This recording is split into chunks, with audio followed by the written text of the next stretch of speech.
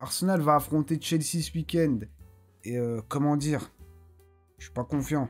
Après, comment tu vas être confiant connaissant leur forme actuelle? Mais bon, le week-end dernier, on a aussi eu quelques surprises, donc on va tranquillement parler de tout ça. En tout cas, merci à tous ceux qui soutiennent, on fait grandir la chaîne ensemble. Vous me faites la passe D, je marque, je vous fais la passe D, vous marquez. Bon, j'arrête mes conneries. Installez-vous confortablement et c'est parti. Au niveau des flops du week-end dernier, on en a deux. Déjà, on a Arsenal qui perd à Newcastle 1-0. Alors, je veux bien que Newcastle, ça soit relou à jouer. Que, voilà, surtout à l'extérieur, c'est pas évident à prendre. Ils ont connu un grand boom, après ils ont eu quelques difficultés, mais ça reste une équipe qui est relou. Au bout d'un moment, quand tu veux prétendre, quand tu prétends vouloir aller chercher le titre, faut arrêter de perdre des points bêtement comme ça. Tu perds des points bêtement face à Bournemouth, là tu perds 3 points face à Newcastle.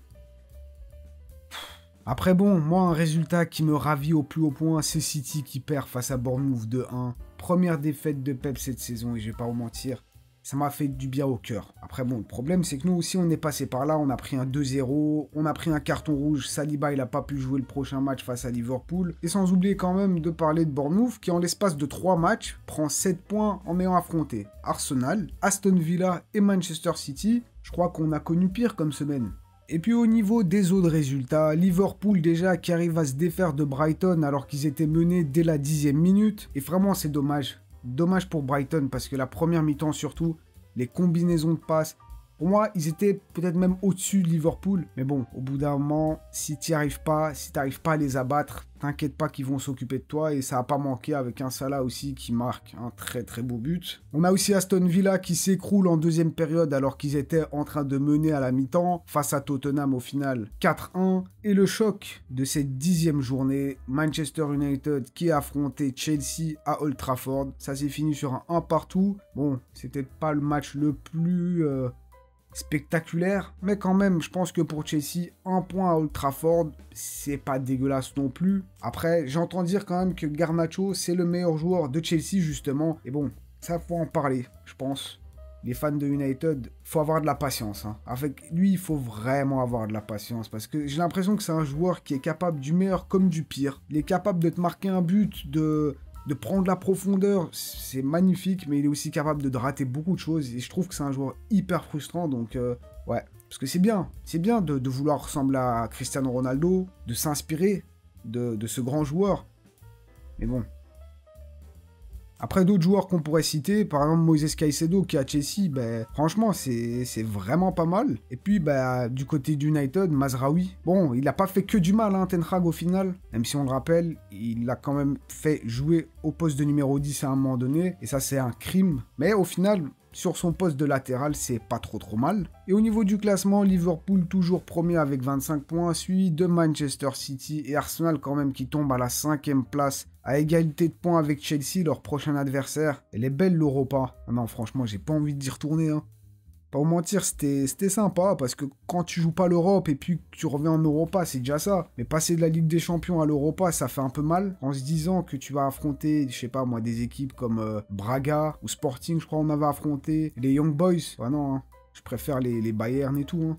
Après, ce serait quand même dommage aussi d'oublier de parler de Nottingham Forest qui réalise un très beau début de saison. Ils sont 3e actuellement, solides surtout défensivement. C'est la 2e meilleure défense du championnat, avec aussi en attaque Chris Wood qui est parmi les meilleurs buteurs. Et c'est aussi les seuls à avoir battu Liverpool à Anfield en plus. Et je sens que nous, on va se faire une petite vidéo sur eux bientôt parce que là, il y a des choses à dire. Après, nos amis de Manchester, ils en sont où? Ah ben, ils ont pris un petit plus 1, 13e place, je crois ils étaient 14e juste avant. Là, ils vont aller affronter Leicester, donc très logiquement, ça devrait être un week-end un peu plus tranquille. Mais ouais, bon, Amorim, il va avoir du boulot, quoi. Et puis dans les bas-fonds du tableau, on a Wolverhampton qui a pris seulement 3 petits points en 10 matchs, 0 victoire, 27 buts encaissés, 14 buts marqués, ça pue. Ça pue la relégation, tout ça. Hein. C'est quand même chaud, surtout qu'ils ont des bons petits joueurs. Ait Nouri, qui malgré tout, je crois, il est pas si dégueulasse que ça. T'as Cunha. C'est chaud, hein. C'est chaud. On a fini notre petit tour du week-end dernier. Et là,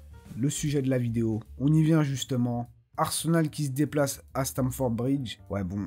Ah, comment dire? Je suis pas le plus confiant. Bon, entre-temps, déjà, Arsenal va aller se déplacer, je crois que c'est un déplacement à l'Inter, et Chelsea qui reçoit Yannick Noah. Et pour être tout à fait honnête avec vous, on a un Arsenal qui, moi, m'exaspère. C'est un Arsenal sans vitamine D, ça se voit, il n'y a plus de soleil. Vraiment, je suis en train de voir la face de cette équipe que je déteste le plus, à savoir... On manque d'efficacité, on se fait dessus, c'est-à-dire qu'on a le slibard qui est bien rempli, ça dégouline de partout. Clairement, on se sabote nous-mêmes à l'image de la passe de Trossard face à Bournemouth, là, juste avant le carton rouge de Saliba. Je crois dans le même match en plus, t'as Kivior qui fait une mauvaise passe à Raya, qui est obligé de faire faute, ça donne un péno. Face à Newcastle, on prend un but, déjà t'as Gordon qui est tout seul, il n'y a personne dessus. Isaac, le centre, il le réceptionne, de nouveau, il n'y a personne dessus, il peut mettre sa tête tranquillement. Défensivement, Arsenal n'est clairement plus aussi solide. Alors moi, vous voulez une histoire drôle?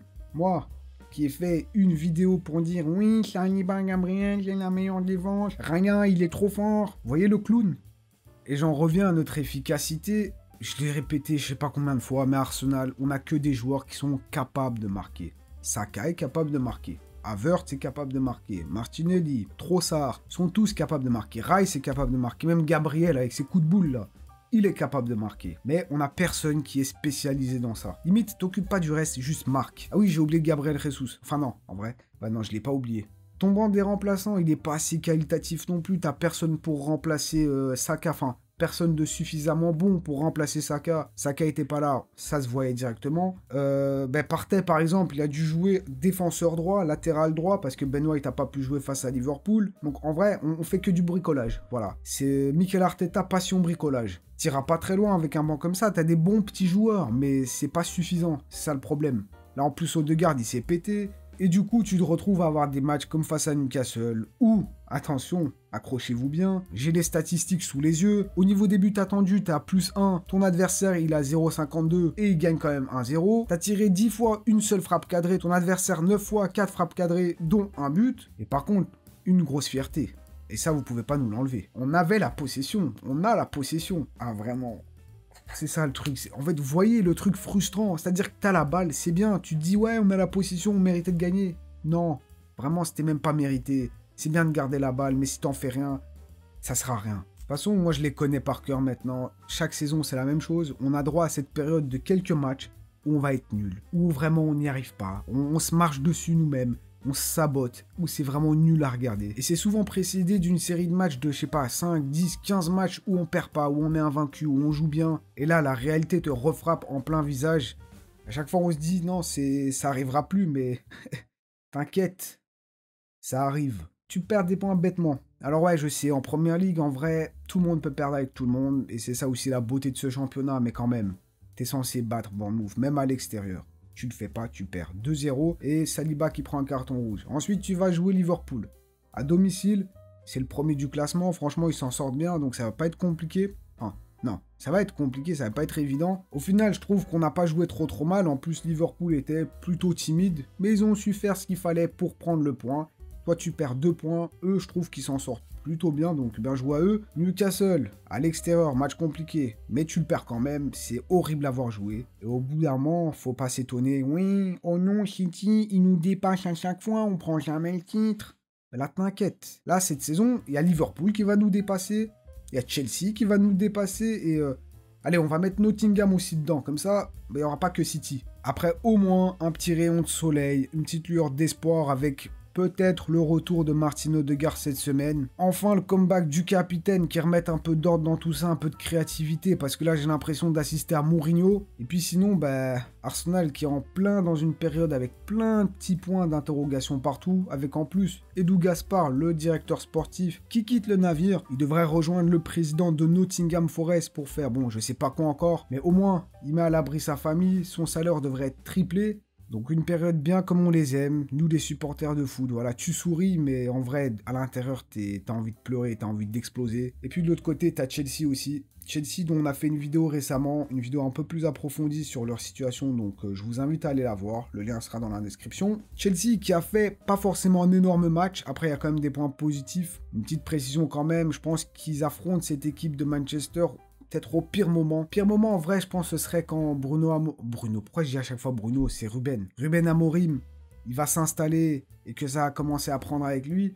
Mais c'est vrai que généralement, ça c'est une petite règle dans le foot, quand t'as le coach qui se fait virer, les joueurs de foot, ils ont un regain de motivation. C'est plus la même équipe. Bon, après, c'est des règles, c'est à revoir parce que c'est vrai que c'est pas forcément ce qui est arrivé dans ce match. J'entends aussi dire que Cole Palmer, c'est pas forcément un joueur de grand match. Il aime bien faire mal aux petites équipes, mais dès que ça joue une grosse équipe, c'est un peu plus compliqué. Cole Palmer, moi, en vrai, j'aime bien. C'est un bon joueur de foot et tu le sens, ça se voit, ça peut vraiment venir de lui, c'est un joueur hyper dangereux, un peu à la Mohamed Salah par exemple à Liverpool, donc bon, je l'enterrerai pas non plus. Après mon pote, le choix d'équipe peu bancal, j'aurais pas fait le même. Après Chelsea continue son petit chemin, ils sont en pleine reconstruction avec Maresca, et moi je trouve malgré tout, c'est quand même très intéressant, et c'est pour ça que je suis vraiment pas confiant. On sait que ça reste un derby, ça se bat pour le territoire, et en plus de ça, les deux équipes sont à égalité de points. Donc ouais, tu peux quand même mettre une petite longueur à ton adversaire peut-être le plus proche. Le dernier match entre les deux équipes s'est soldé par un 5-0 pour Arsenal, et puis au final, sur les 5 dernières confrontations, c'est 4 victoires pour les Gunners et un match nul. Il faut remonter à août 2021 pour voir le dernier match remporté par Chelsea. Et qu'est-ce que vous voulez que je vous dise ? Mon prono, vous attendez mon prono ? Aucune idée. La vérité, aucune idée. Le problème, c'est que moi, j'ai été traumatisé par cette équipe. Avec la fin de Wenger, les années 2010 et tout. Ouais, j'en ai vu. Et là, en fait, le problème, c'est que maintenant, tous les matchs, je les approche avec aucune certitude. C'est-à-dire, j'ai des attentes. Face à Bournemouth, voilà, je voulais qu'ils gagnent. C'était le minimum. Mais aucune certitude, peu importe qui on joue, parce que je suis traumatisé. Et comme ça, au moins, à la fin de chaque match, je peux dire... Je m'attendais à rien et je suis quand même déçu. Et bon, pour l'instant, c'est un peu le cas. Surtout que là, ils me font n'importe quoi, donc je suis incapable de vous donner un prono. Peut-être que vous êtes un peu plus éclairé par rapport à ça. Donc n'hésitez pas à me donner vos pronos de ce match entre Arsenal et Chelsea dans les commentaires. Et à part ça, ce week-end, on a quand même un beau Brighton-Manchester City. Brighton qui, malgré tout, a bien joué face à Liverpool. City qui sont quand même sur 2 matchs sans victoire en championnat. Aston Villa qui vient de se prendre comme une rouste face à Tottenham se déplace à Anfield. Et puis si on quitte un peu l'Angleterre, l'Inter qui va affronter le Napoli, les deux gros favoris de la Serie A. À savoir quand même que Naples a pris un 3-0 face à l'Atalanta. Et du côté de l'Espagne, le Barça qui va aller affronter la Sociedad. Toutes nos pensées évidemment pour les personnes qui sont en train de souffrir avec toutes ces inondations en Espagne. Et moi, bon, bah, il me reste qu'à vous remercier d'être passé par là. J'espère que ce format un peu différent d'habitude vous a plu. Si vous en voulez plus, n'hésitez pas à me dire ça dans les commentaires comme d'habitude. N'oubliez pas, claquez votre petit triplé. Si vous êtes des bons attaquants, marquez votre triplé, like, commentaire et abonnez-vous si ce n'est pas encore fait. Bonne fin de semaine à vous. On se voit très vite. À la prochaine.